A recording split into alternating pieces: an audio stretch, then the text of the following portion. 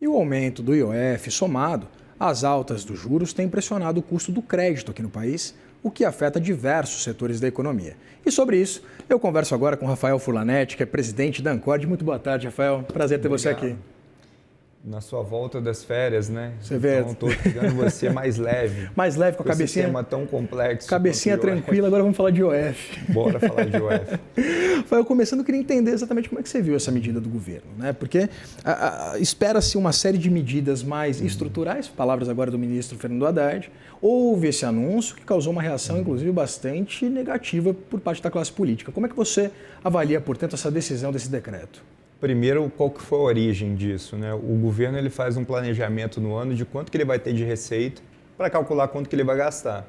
Essa receita, ao longo do tempo, não veio. Ó, já que não veio essa receita, eu vou ter que gastar menos. Então, ele bloqueia, faz um contingenciamento e para poder chegar nessa conta, ele veio com a medida do IOF. É fácil criticar a posteriori e a gente, como cidadão, tem que criticar, mas eu olho também o lado do governo. Você precisando de alguma medida para colocar, veio a do IOF. E que bom que o governo foi sensível à manifestação da sociedade, à manifestação do Congresso. Porque o IOF, ele é um imposto sobre operação financeira. Então, por exemplo, você compra lá uma geladeira financiada. Essa geladeira tem uma prestação. Essa prestação, provavelmente, quem te vendeu a geladeira antecipa num banco. Isso gera operações. E essas operações têm IOF. Ou você é um pequeno comerciante aí na sua cidade, você tem o tal do capital de giro. Capital de giro você vai renovar ele 2, 3 vezes no ano. A cada renovação tem um custo de IOF. Então a sociedade e o parlamento, olha, por aí não é legal, vai onerar muito crédito brasileiro. E eu acredito que desse limão está se fazendo uma limonada na medida que outras soluções vão aparecendo, que o Congresso Nacional se mobiliza junto com o Executivo e tenta aí pautar reformas de curto, médio e longo prazo para o Brasil. Por exemplo, essa ideia que foi ventilada, se eu não me engano, na sexta-feira, de vender excedente do petróleo, é uma baita ideia. O que é isso? Você tem lá os campos de petróleo que você leiloou. Você achou que ia dar 10 mil barris, está dando 12 mil, está dando 20% a mais. Você leiloa esse excedente de petróleo. Então isso não é antecipação de receita, não é nenhuma maracutaia fiscal, você está só leiloando o excedente. Isso aí você tem 15, 20 bilhões de receita só aí. É muito importante. Outro ponto que foi levantado, o dividendo do BNDES. O BNDES, na lei orçamentária, prevê dar 10 bilhões de dividendo. Quando você faz conta e você vê o excedente de capital que o BNDES tem, o BNDES tem quase 100 bilhões de excedente de capital. E o mercado de capitais brasileiro, modéstia à parte, funciona muito bem. Então, talvez que ele não pode devolver parte desse capital, devolver mais dividendos, certamente aí você tem mais uns 10 bilhões de reais. Já chegou em 30 bilhões de reais. Então, tem uma série de outras medidas que a gente pode entrar aqui que você chegaria nesses 20, 30 bilhões de reais que representaria o IOF.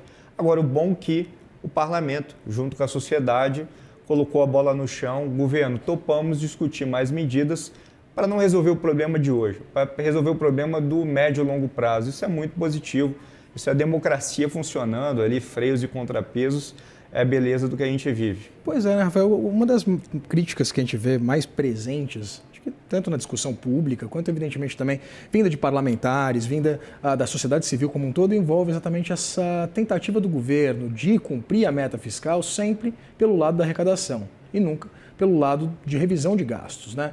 Houve aquele pacote apresentado pelo ministro Fernando Haddad em novembro do ano passado, veio muito aquém da expectativa do mercado.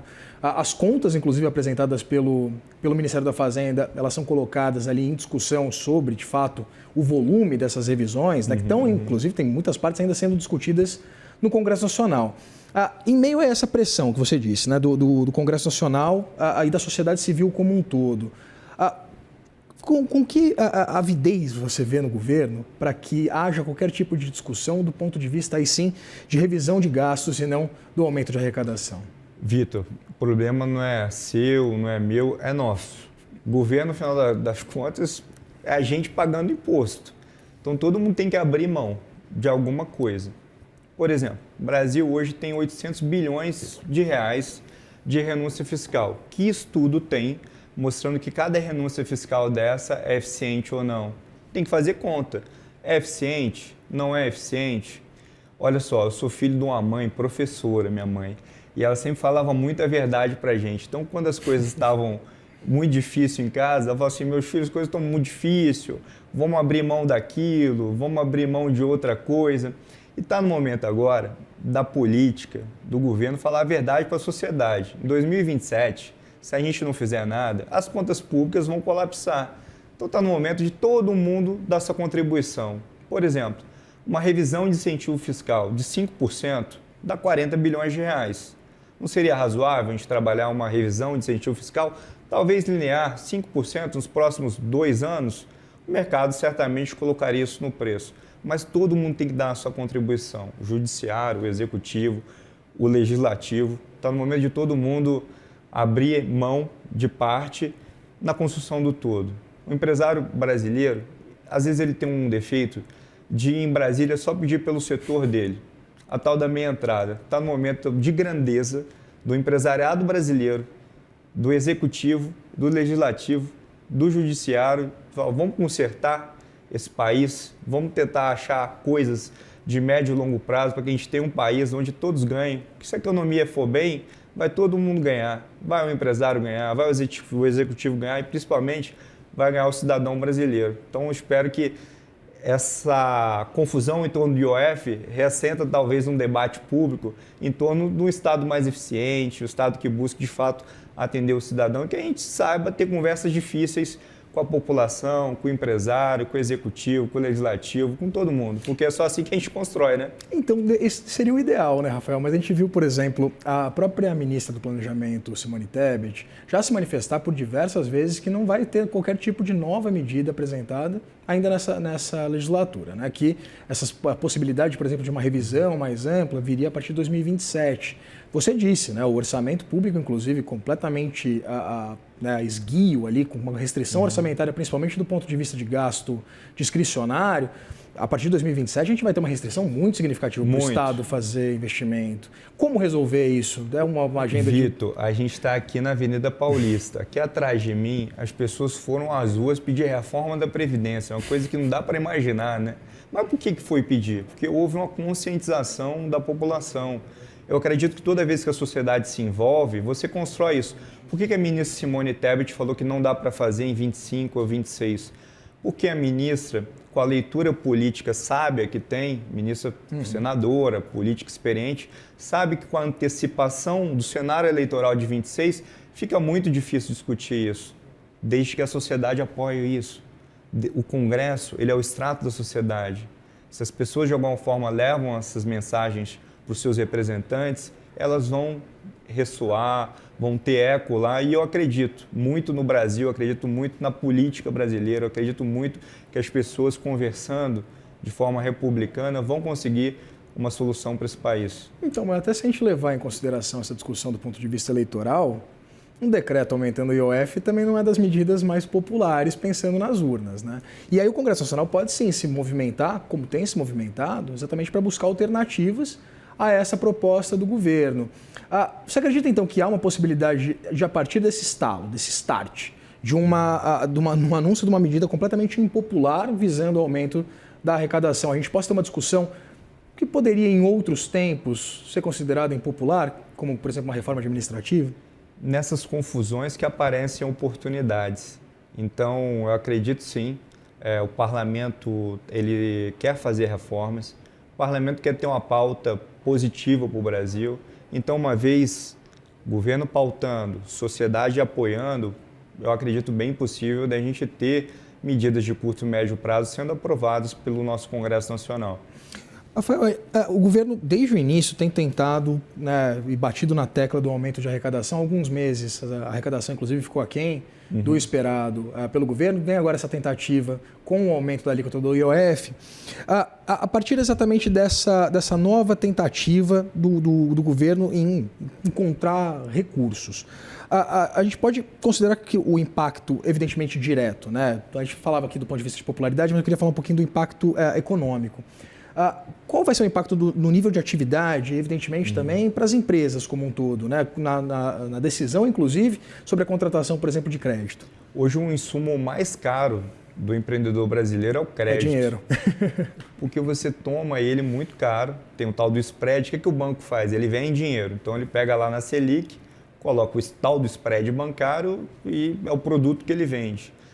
O presidente do Bradesco deu uma declaração de que as medidas anunciadas, elas gerariam quase meio ponto percentual na Selic. Então a Selic que hoje é 14,75, iria para 15,25.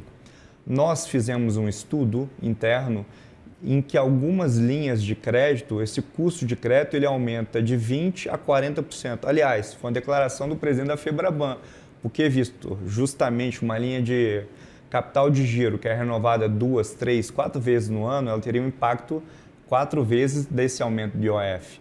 Então, certamente, o empresário que toma dinheiro vai tomar dinheiro mais caro. Quando você toma um dinheiro mais caro, você vai tomar menos dinheiro. Então, é natural você esperar um empresário brasileiro que é muito corajoso, dele ficar mais cuidadoso nesse momento. Rafael, e voltando um pouquinho sobre a política fiscal, a gente acompanhou essa revisão da perspectiva de nota do Brasil, né, por parte da Moody's, exaltando exatamente essa dificuldade do Brasil de dar vazão a medidas que tenham algum tipo de viés mais estruturante do ponto de vista fiscal. A partir exatamente dessa ausência de qualquer tipo de nova proposta. Eu sei que tem essa perspectiva de que o Congresso discuta novas medidas, o ministro Fernando Haddad falou em novas reformas estruturais, sim, mas exatamente como é que a gente pode melhorar essa perspectiva em torno exatamente desse ambiente de negócio do país?